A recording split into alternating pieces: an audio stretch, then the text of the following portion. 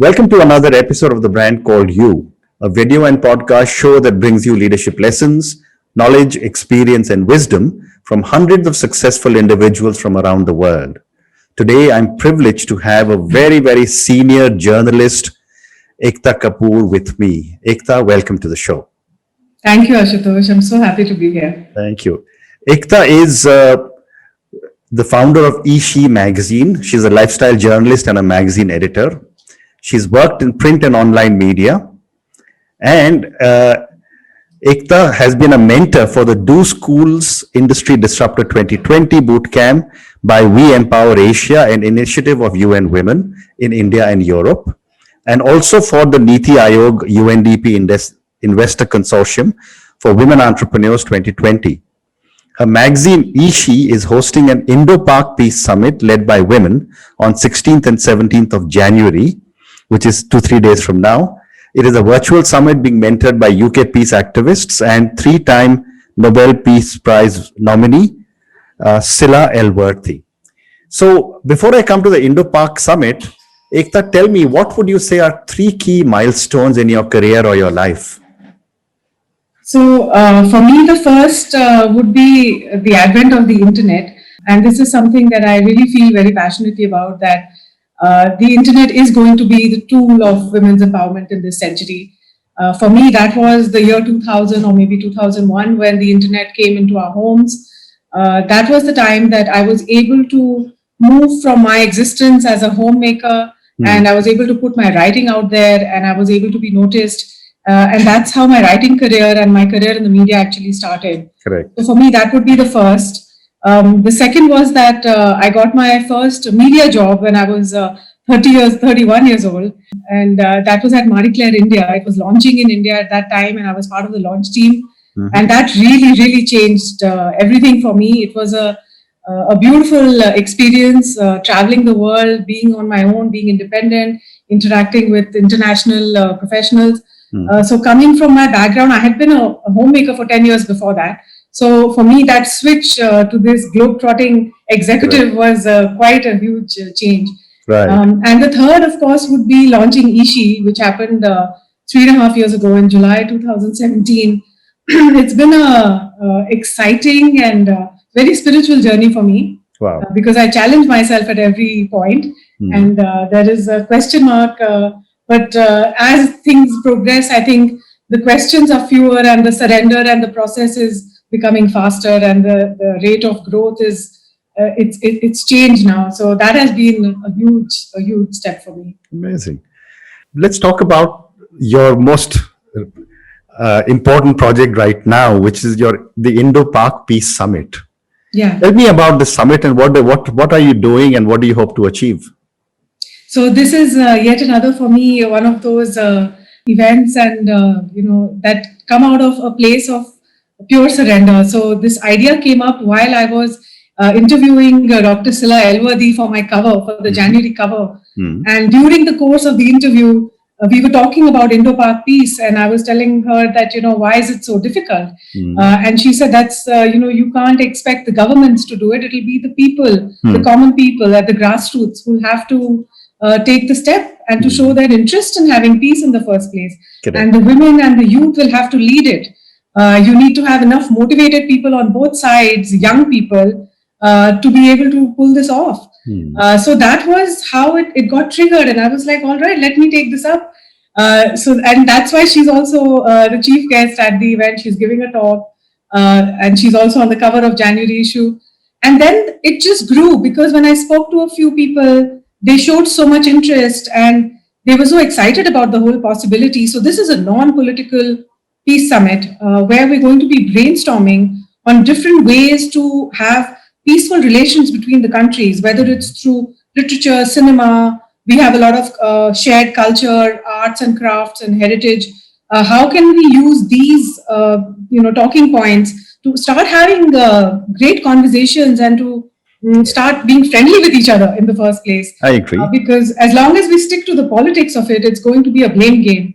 Right. So let's take power in our hands and say, look, we the common people, we want peace in the region. We want good business. We want to have our families. So we want to have good relations. And So this is the first step in that direction. It's fantastic. So no, I've been to Pakistan 2 times, to Okay. Karachi and Lahore, and I've often come Yeah. back and said that it is the politicians and the religious leaders Yes, who yes, are absolutely. conspiring with one another to keep the people apart. Yes, because it's in their interest. Correct. Yeah. But tell me, as you've been putting together this entire program for the summit, Yeah. what are some of the challenges you've been facing? We don't have a sponsor. That's the biggest challenge. And one of the reasons is that generally the market is low. As everybody knows, advertising is not too high these days. And secondly, the topic is such, people want to stay away from Indo-Pak topics because Correct. it's considered, it's a volatile subject and all that. But as Dr. Silla said to me, she says it takes a mighty heart to stand up for peace. And Correct. it's only the women of purpose who have really found their purpose in life. It's them who is going to take the lead in this, and I think it's a great idea, and I'm very happy to facilitate this. Really, I'm just a facilitator. That's fantastic. Well, good luck. Good luck with that. Thank you. And I'm sure it'll be, great success under your leadership. Thank you. So let's move on, Aekta. To quote you, you say, when a woman realizes how worthy she is, there's a light that goes on in her, and that light spreads to others and their own potential. Help me understand this, and maybe with an example. I think the biggest example I can give is my own life. Okay. I've been in a position where I didn't find myself worthy, where my only value was to be somebody's daughter, and then to be married to somebody, and then be somebody's wife, and then to have children and be somebody's mother. So for a long phase of my life, from the age of 20 to 30, really, I didn't think too much of myself. I thought of myself as an unimportant, cog in the wheel of everybody else's life. And my role was to, was reflected in what I could do for them versus who I am. And it's only after my own spiritual evolution and a lot of other changes that came in my life, including that job I told you about, the Marie Claire job, that really helped me realize that I am something too. I am something, like maybe kuch hoon, So that realization, when it came in me, it was like a light going on. And then a lot of other things in your life start looking a little different to you. And you start questioning that why is it me who has to say sacrifice, or why must my desires always be the last, in everybody's scheme of things. So when these questions start coming to you, you make different kinds of choices. And when your choices change, obviously they affect everybody around you. And then when they affect everybody around you, then it goes out like a ripple, So for, in our country, the kind of women that maybe even you are interviewing on your platform, we constitute maybe 0.1% of the real Indian womanhood, women who have access to the internet, who speak in English, who have the facilities and the resources to be doing this. Most of Indian women cannot do that. And I've been there. So I understand that we are brought up with this, this whole idea that the woman's only role is to be somebody's wife, to take care of his home and to be the mother of somebody's children. And it's a very dehumanizing concept because it reduces you to your body and the functions of your body. And that is why the prettification and the beautification of women is so important, because everything is reduced to what her functions as a body, as a worker in the home or in the farm, whatever. It's always about the bodily, aspects of her. Whereas it's not the same for men. What men can do define them, but what women, their bodies can do is what defines them. And there are so many aspects to being somebody else's property, somebody's wife, because it's also a kind of sexual service that you're offering. That's the whole concept of marriage. What are the jokes made during an Indian wedding? It's all about servility, that the man is getting a new mattress. I mean, there are coarse jokes, So the whole concept of reducing women it's a very dehumanizing concept. And that is why I believe that when the woman realizes that, look, maybe kuch hoon, I am something. Everything changes. Her world changes, her worldview changes, and she's able to influence everybody around her. And when I was able to do that, even if I had to take steps that were against my family or even against my children, I did it because by that time, I had realized that I am something too. Correct. I'm more than a mother. I'm more than somebody's wife. And now they're happy about it, right? Wonderful. So it took them time to adjust to the idea that mom has a brain of her own. But now that they've adjusted to it, they're happy about it and they're proud of me. So things work out That's when fantastic. you wake up to your light. That's fantastic. That's what I mean. More power to you. So Aekta, let's talk now about eShe, the magazine. Who is your target audience? So I started out with my target audience. My aim was always to inspire women to shine their light and to live to their truest potential, just like I had discovered myself. So that was the aim to begin with. But when I look at the Google numbers and the analytics, I have a few more percentage of men than women. So I think now I feel that it's about inspirational stories of women, and they can inspire anybody. You know, they can inspire the men in their lives, and they can inspire other men, and I'm very happy to inspire men as well. Correct. So to be honest, right now, I'm not going to go with what my original thinking was, and I think it's a beautiful lesson for me as well, that when you start doing what feels true to you, the audience could come from anywhere, and it doesn't really matter, you know, who's reading this. Very interesting. So let me move to the next quote from you, where you said, "Dear daughters, please don't get married." Talk to me about this article and why you feel this way. So I've been married twice, and this article was written a couple of years ago, in which it was the way it happened was it was very impulsive sort of an article that I wrote.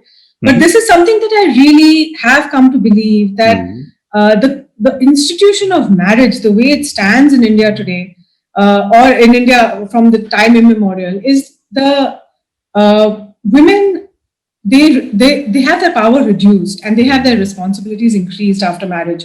Before marriage, you're a child of your parents, you're pampered, you're taken care of. The day you get married, you're expected to grow up and to suddenly take care of the home, and there's no in-between phase where you're allowed to sort of get into it. The same after having a child. You're expected to be an expert mother the next day. But it's not like that. And women go through a lot of trauma.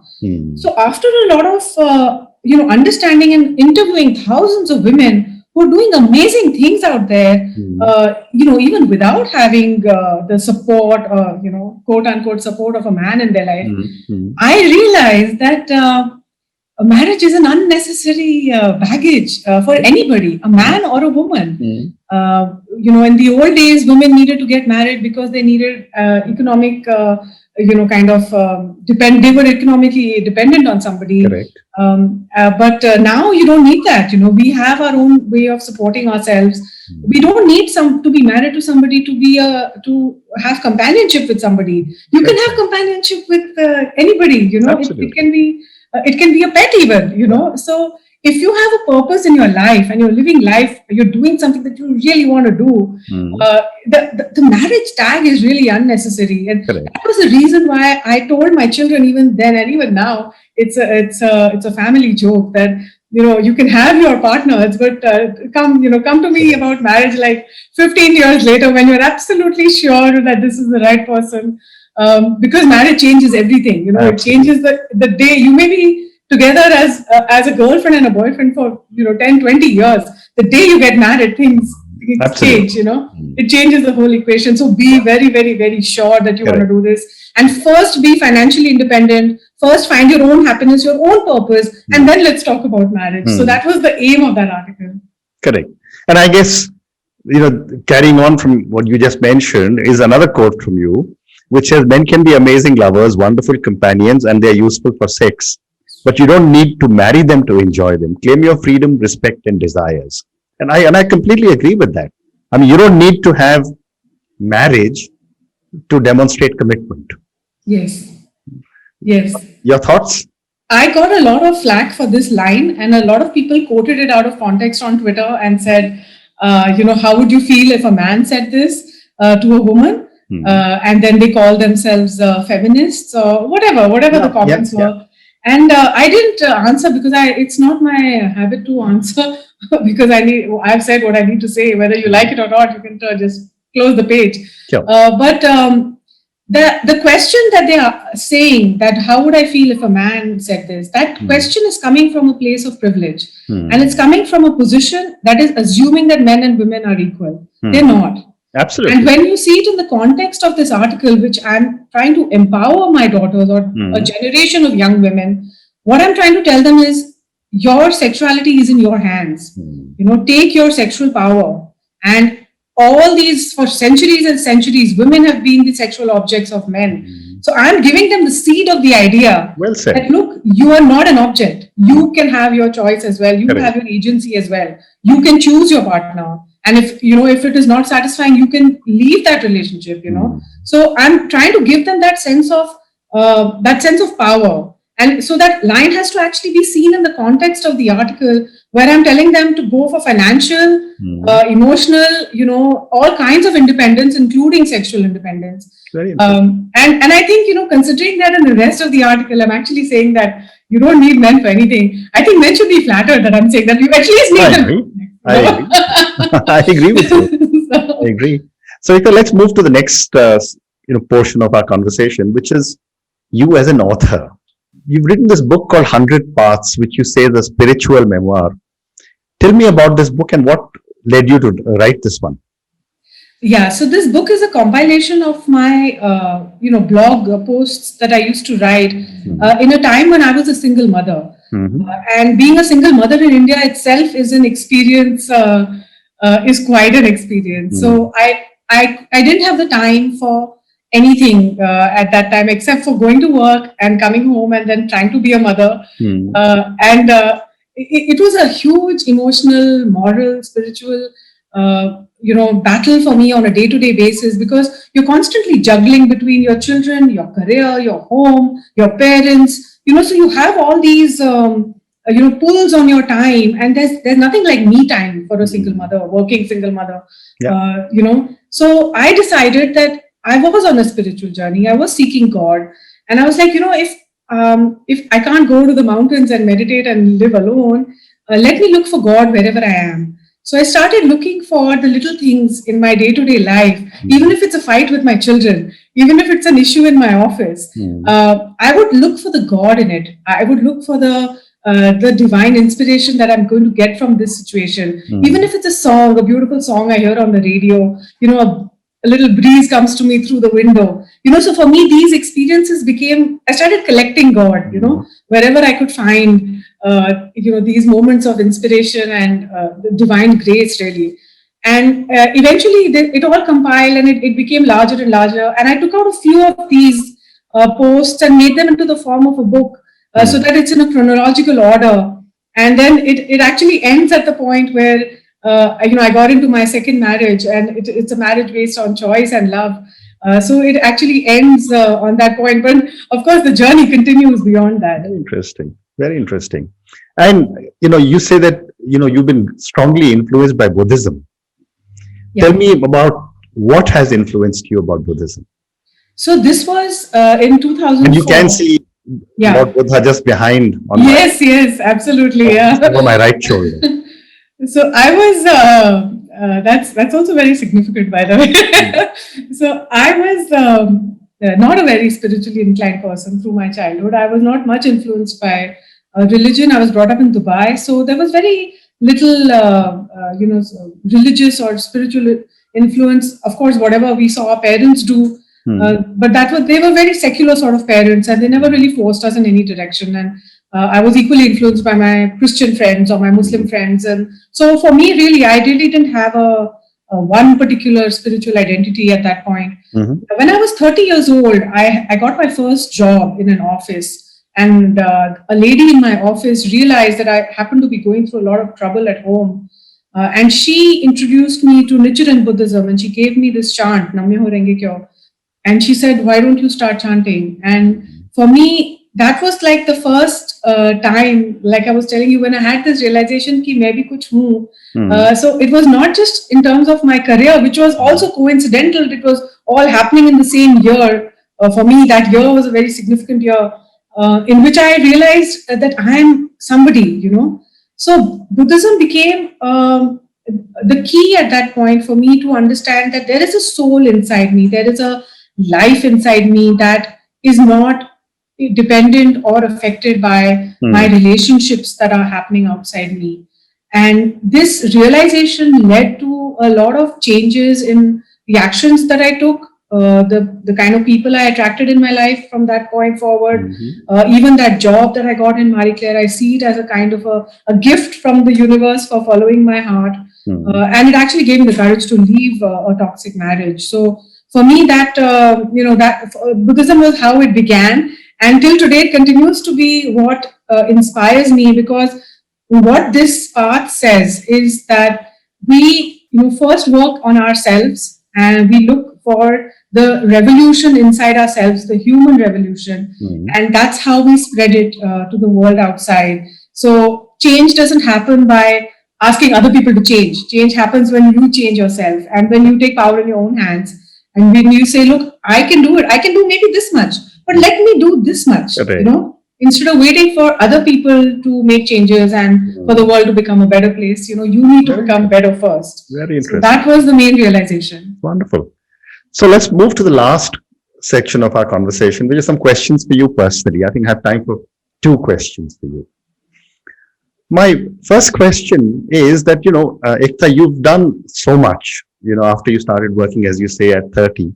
Yeah. And, you've achieved a lot, and you're taking on projects which could be life-changing, or, because things like the summit that you're doing. Yeah. What does success mean to Aekta? So this has been a journey of discovery, because success, it's packaged in a certain way. When you're a young person, it is sold to you that success is, in my family or my social structure, the boys were told that success is getting a great job and becoming the CEO of a company, and the women are told success is getting a right guy and then having kids and having a great car and a great home. So that's how we were conditioned, and I think a lot of Indian families still condition their children the same way. Maybe now they've also started telling the girls that you can also success for you is also reaching the top of your company, but you will still have to be a wife and a mother to somebody. So those are the kinds of conditioning that we're given about the word success. Right. So what I've learned is that success is what makes you want to get up in the morning and just go, and if I can have that feeling on any given day, I think that's a really successful day for me. That I have done so much, I've reached out to so many people, I've made so many wonderful connections, or I've written something that really came out from within me, or I've interviewed a fantastic personality and it's really inspired me. So for me, those things now, for me, that's like a great day. That's like a hugely successful day. Fantastic. And so one of the things that they also teach us in Buddhism is the way that you live is the way that you die, right? And I want to die feeling happy, and I want to die feeling that I couldn't have done anything more. Like I did it to my full capacity. Correct. I did it, the best I could. And I'm like, that'll be the day, like, I'm very happy to die. And I decided that I'm going to do that every day. So every day of my life, if I am to die today, I should be able to say, bas ab kuch nahi raha. I have done my best, like in my personal life, in my professional life. And it's all mixed, personal and professional are mixed. So for everybody, I think. And so I just want to do my best in every way. And for me, that's success. Wonderful. What a great definition. I have time now for just one more question, and I'm going to ask you this question on failure. As I've often said, that Indian parents don't teach children it's okay to fail. And as you just said, everyone's saying come first, aspire to be CEO, and yet we keep. Yeah. What are some of your learnings from some of your mistakes or failures? Yeah. So for me, in terms of the definition of failure, I was a huge failure. I had a failed marriage. And by the way, I wrote an article about why there's no such thing as a failed marriage, because it teaches you something. It teaches you so much. I was a failure at my work in the sense that I only started working when I was 30. So by the time I was actually even vaguely financially independent, it was my late 30s. So in the eyes of some people, I was, I was still dependent on my parents till my late 30s. So what kind of I was a failure in that sense. And Now also, if you measure me by traditional norms of failure, my business is a bootstrap setup. I haven't sought investors at even one point. People offered, in fact, money, and I was like, I just want to be my own boss. I don't want to have a boss above me at this point. Sure. I just want to have the opportunity to do my best the way that I can do it. So I think even when this concept of the summit came up and people said, how will you do it? Like, what if it's a failure? And my answer was, let it be a failure. It will be the most spectacular failure ever, So I'm actually now in the stage of my life where I think failure is a great thing. Because if you don't try, that's the bigger failure. I don't want to look back and think, oh shit, I should have tried that, I don't want to have that regret. That when I had that opportunity to have that connection or that relationship or that new project, I don't want to think, I shouldn't have let it go. So I want to try everything and fail. And even if I have to fail, in a public way or in a great way, I think I'm not afraid anymore, And I think it's a great feeling to reach this point where you're not afraid of failure. Because then you're willing to take so many more risks and your life is so rich and meaningful. So I think it's a great thing. I think you should embrace risk and you should embrace failure and you should think, Jo, hoega dekhi jayegi, but this is something I really want to do and I want to do it right now. So I think we should just really take the bull by its horns and just go for it. Well said.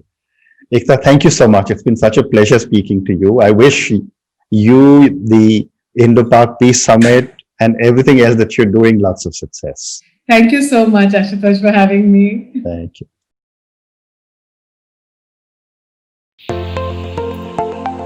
Thank you for listening to the Brand Called You videocast and podcast, a platform that brings you knowledge, experience, and wisdom of hundreds of successful individuals from around the world.